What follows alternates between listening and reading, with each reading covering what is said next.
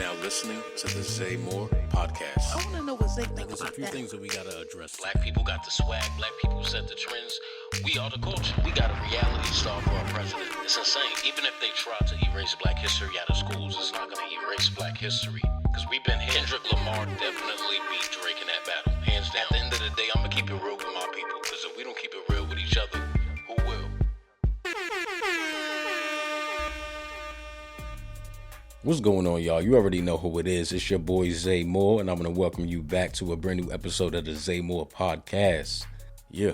I feel like it's been so long, but it hasn't been long at all. But I'm just happy to be back on the mic. Happy to be back speaking with my people. I hope y'all been good.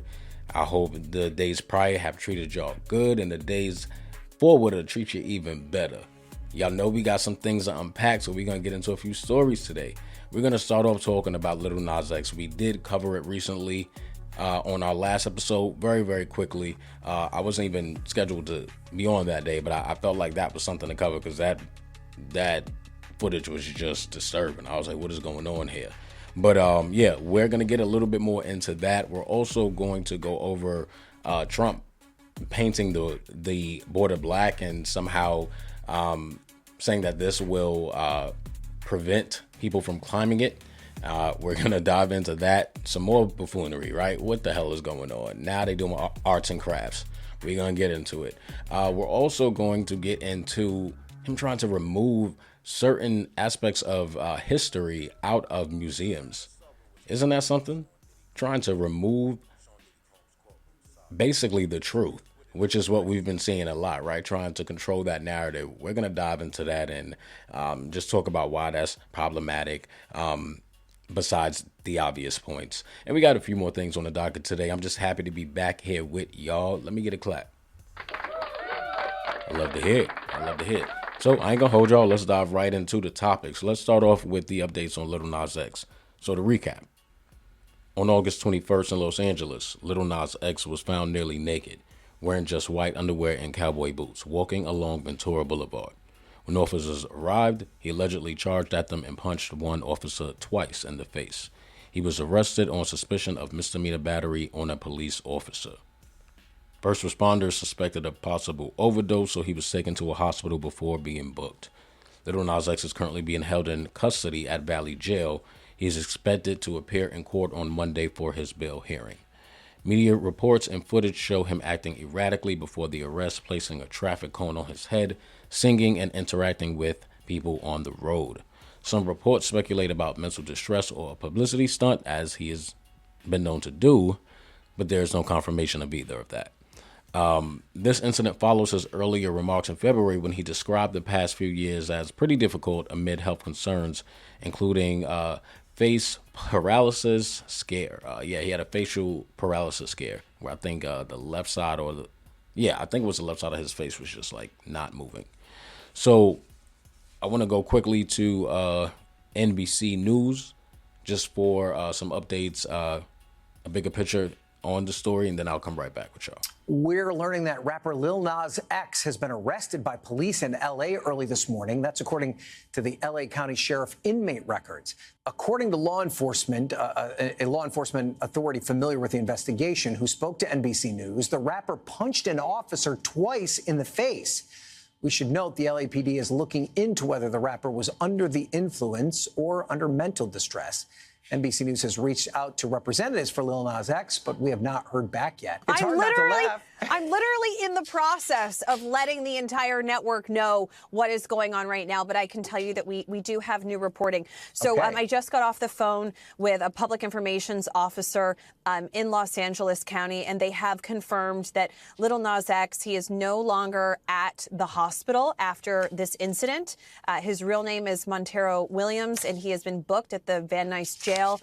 He was booked for something called California Penal Code Section 69. 9. And this is resisting or deterring an officer from performing their legal duties. And this adds up to reporting from outlets like TMZ that says that he allegedly punched an officer twice. And we've seen the video of him obtained by TMZ walking in the early hours of this morning in his underwear and a pair of cowboy boots, and that multiple people called the police because of his disturbing behavior. And one of those passerbyers, they got him on video. An incredibly sad situation.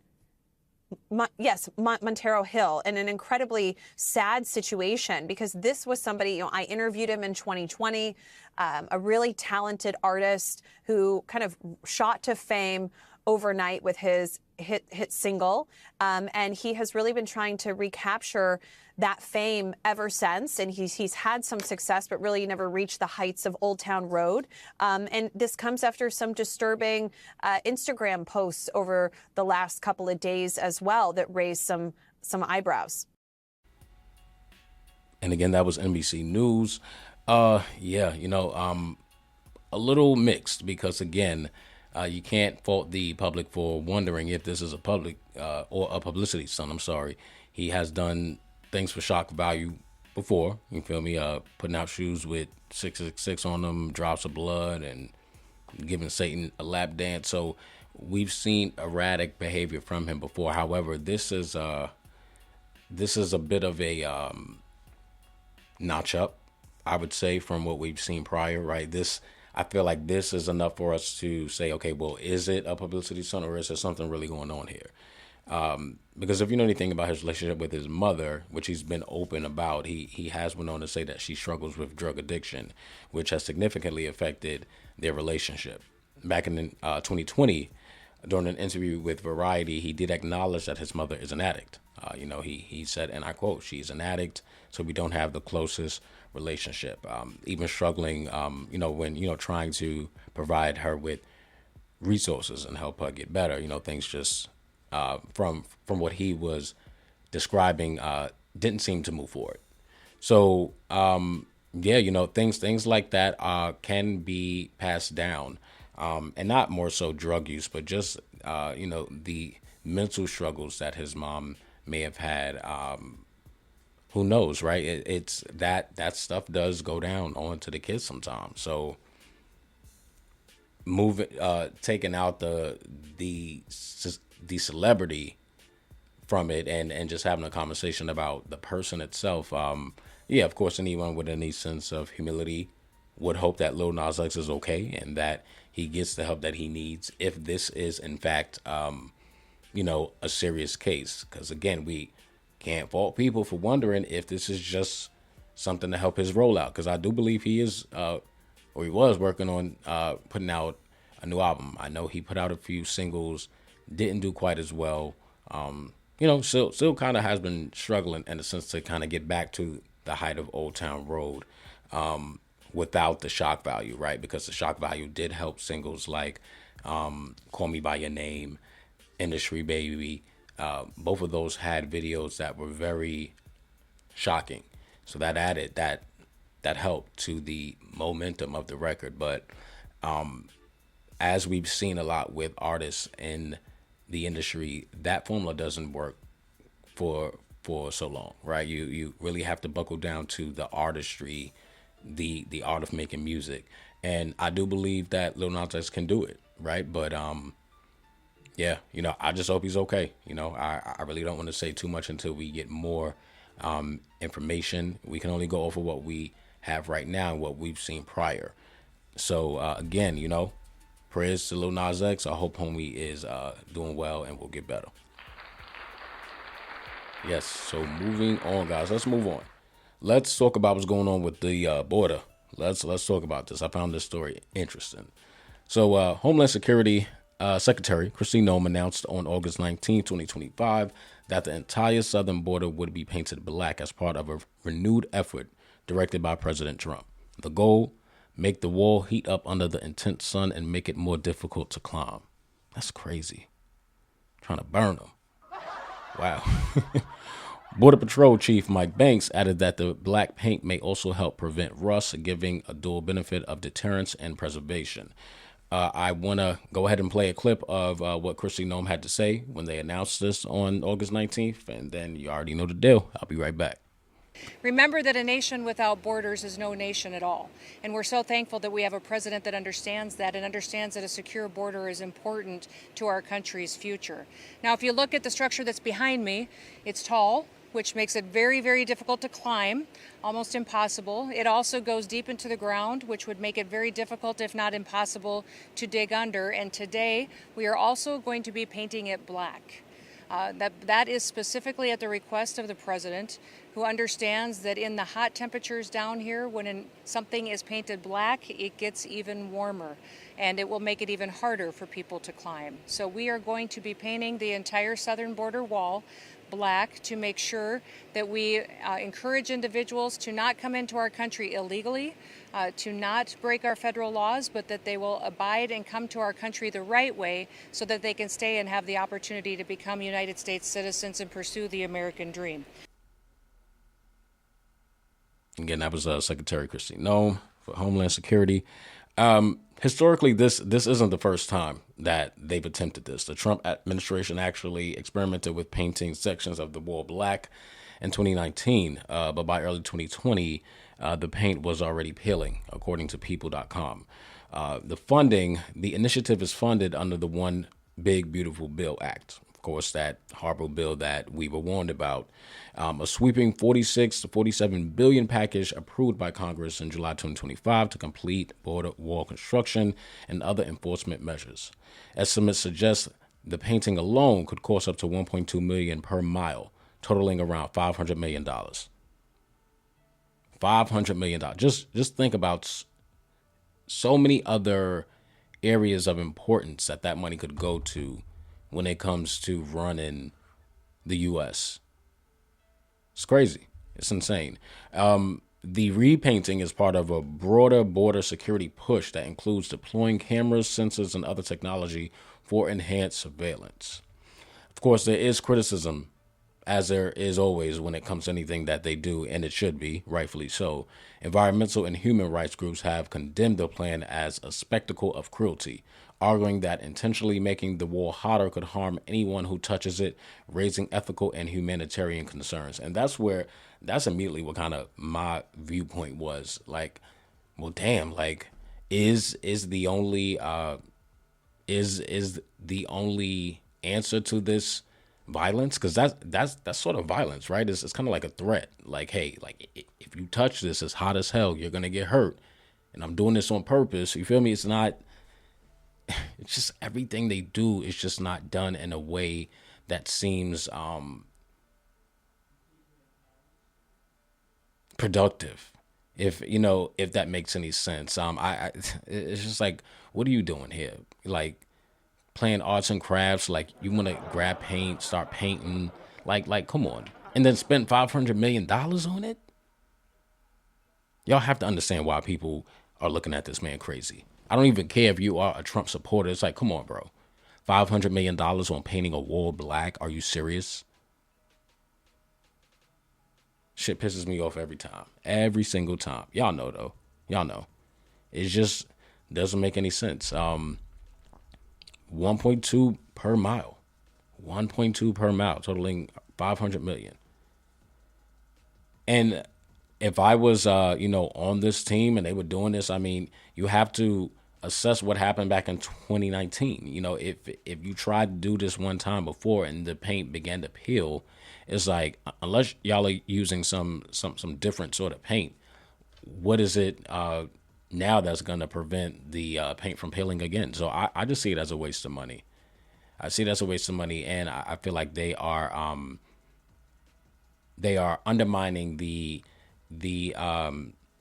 pursuit of these immigrants who want to get into the U.S. because I promise you, they aren't the way they are.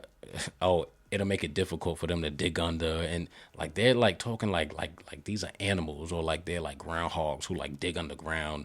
Like, these people are smart. They're gonna find other ways to get into the U.S. or to get around that border, to get around that toaster oven that y'all are trying to put up. Because that's really, that's kind of what it's feeling like. You're painting it black. The goal is to get it hotter. It's a toaster oven. It's just insane. It's insane. And if you think this is a good idea, then yeah, you're crazy too. That's how I feel. But we're gonna move on. So another news, guys, a letter was sent on August 12th to Smithsonian Secretary Lonnie Bunch ordering a sweeping review of public-facing content, social media, exhibit text, educational materials to align with the administration's vision of American ideals. It targets 8 major museums, including the National Museum of African American History and Culture and the Smithsonian American Art Museum. I want to go to CNN for the story. They sat down with a history professor from Howard, Professor Ibram X. Kendi, and he had some insightful comments regarding this. So I want to go ahead and go to the audio, and then we'll be right back. President Trump is ordering a full review of one of the nation's most cherished museums after saying it focuses too much on, quote, how bad slavery was. And he wrote this: "The Smithsonian is out of control, where everything discussed is how horrible our country is, how bad slavery was, and how unaccomplished the downtrodden have been. Nothing about success, nothing about brightness, nothing about the future. And we are not going to allow this to happen. And I have instructed my attorneys to go through the museums and start the exact same process that has been done with colleges and universities," end quote. For more on this, I want to bring in Ibram X. Kendi, a professor of history at Howard University here in Washington. Ibram, thanks so much for joining us. First of all, what's your reaction to this latest post about the Smithsonian from President Trump? Well, first, I would say most of our public museums in the United States actually do not show how truly bad slavery was, because I think most Americans can't handle just the sheer agony, the sheer terror, the sheer violence it took to keep people enslaved their whole lives, laboring against their will, or to, most Americans can't really handle the agony of seeing children taken from their parents, or seeing the amount of terror that was required to keep millions of people enslaved. And so that, to me, as an historian, is actually what's quite interesting about this notion that it shows the way that the Smithsonian is presenting slavery. I want you to listen, Professor, to what President Trump actually said. And I remember this back in 2017, during his first term. He had just been elected president, when he visited the National Museum of African American History and Culture here in Washington. Listen to this. This museum is a beautiful tribute to so many American heroes. It's amazing to see. We did a pretty comprehensive tour, but not comprehensive enough. So, Lonnie, I'll be back. I told you that. Because I could stay here for a lot longer, believe me. It's really incredible. This tour was a meaningful reminder of why we have to fight bigotry, intolerance, and hatred in all of its very ugly forms. So what do you think, Professor? What do you think changed from then, back in 2017, to now? So what changed is the problem. And so now this president is insinuating that the problem are those people who are trying to accurately render this nation's past. While back in 2017, the quote unquote problem was much more, was different. And I think, so the politics of the now, the politics, of this moment has been to essentially defend enslavers, has been to make it seem as if slavery wasn't that bad, to make it seem as if everyone was against slavery, when in actuality, most Americans who were anti-slavery were as rare and ridiculed as Americans today who are striving to be anti-racist.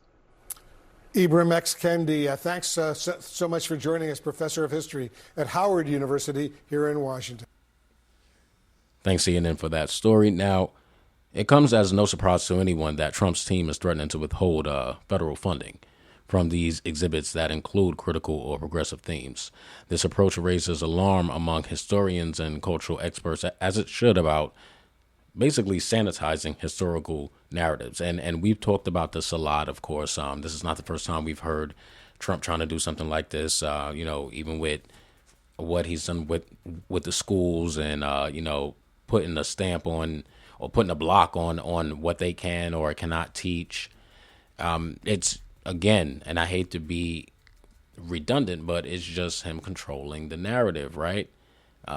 Painting the picture, putting out the ideas that he wants out there, with just overstepping truth and integrity.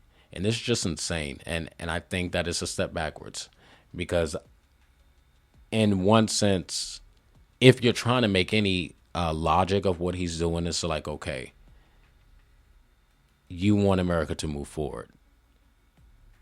But America has, I haven't seen where we've acknowledged, to the extent that I would like it to be acknowledged, the oppression of all of these groups over all these years. I think that is how we move on, right? That's how you move on in any other in any other relationship, right? You need to address the issue. You can't just kind of walk over and be like, yeah, let's move on. You feel me? Nah, that's not how it works out. You got to address the issue. And there hasn't been any of that. You just want people to just move on. Oh, yeah, America's great. And everything is about, and he said everything in the museums is suggesting bad, bad, bad. And I don't find that to be the case. I feel like when I visit museums, there's various sections that you can visit. And if you're visiting them according to the timelines, then you get to go along the journey of these events happening while you're in the museum. And if I can elaborate a little more, in my personal opinion, museums are sort of like a piece of shared history, right? It's preserving both achievements while displaying injustices, which is very important for, getting the full picture. So taking history out risks erasing uncomfortable truths, as we say all the time, right? Those uncomfortable truths. You got to get comfortable with being uncomfortable. That's step one. And those uncomfortable truths, things like slavery, systemic racism, taking the history of those things out prevents societies from learning about past mistakes, right? And how do we move on?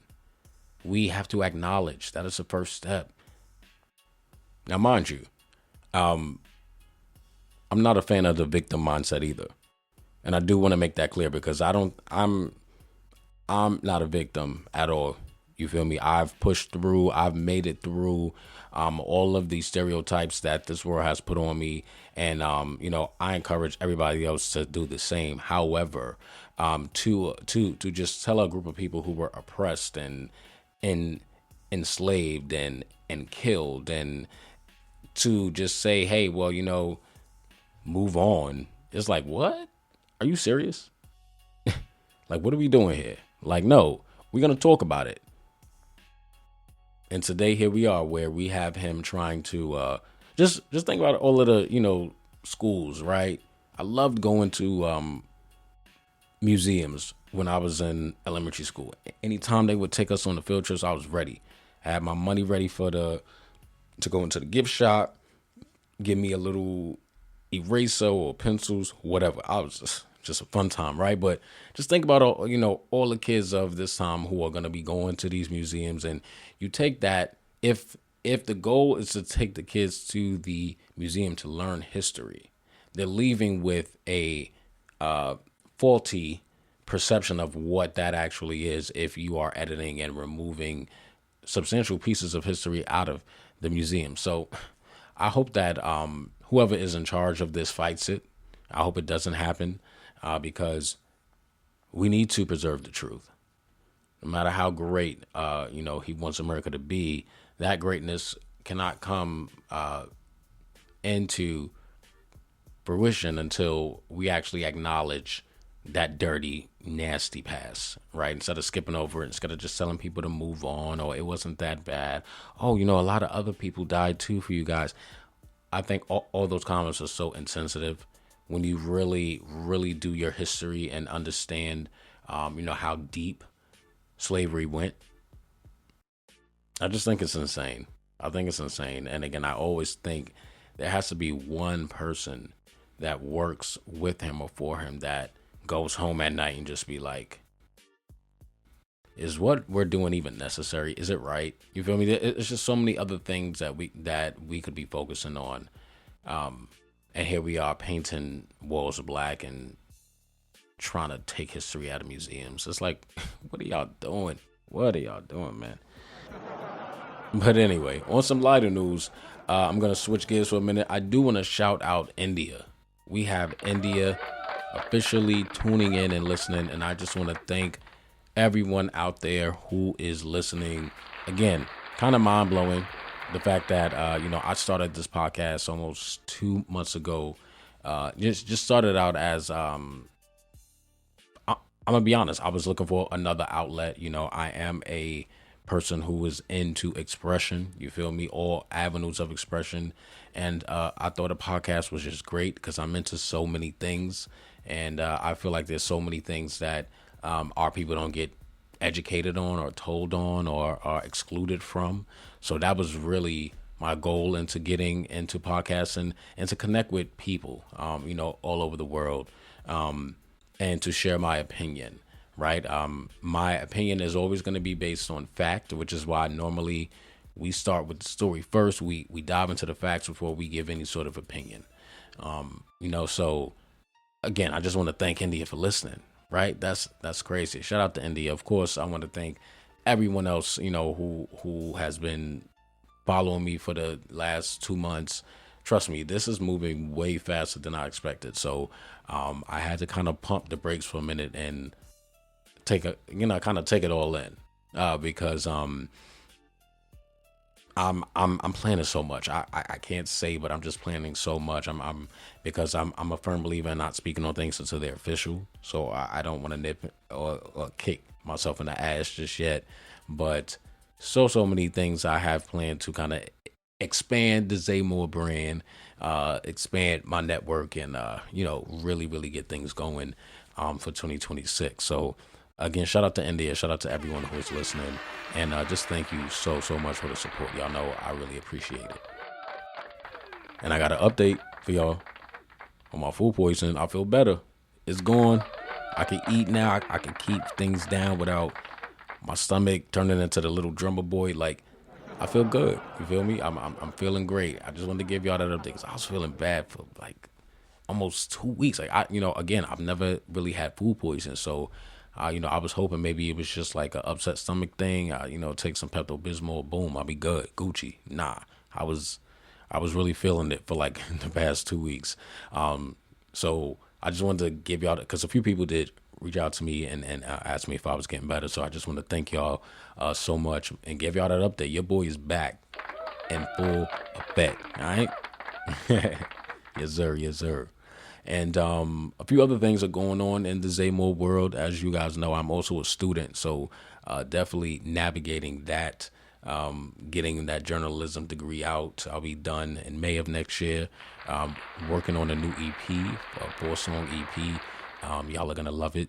Yeah, I'll just say that. Y'all are really going to love it because I'm taking my time. I think a lot of, especially in this day and age with social media, things can feel so rushed, right? And, you take your time. I feel like that's when you produce the best work. And there's nothing wrong with working under pressure, which I can do as well. But, I'd rather take my time. So all that and more is on its way. But I do want to thank y'all so much for tuning in. Y'all know what that sound means right there. That means we made it to the end, the very end of the episode. Yes, we went over a few things. We got out a few laughs. I let y'all know what was going on with me. Checked in. Good episode as always. I want to remind y'all, as always, to follow me on the Zayfiles _ at Instagram and the Zaymore Podcast on Instagram. And stay tuned for more. We will be meeting Tuesday, of course. More stuff to go over. And stay safe, y'all, out here. Y'all know this world getting crazy. It's just, if it ain't one thing, it's another.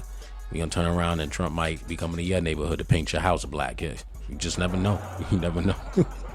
never know. But hey, I want to thank y'all so much for tuning into the Zay Mo podcast. And until next time, peace.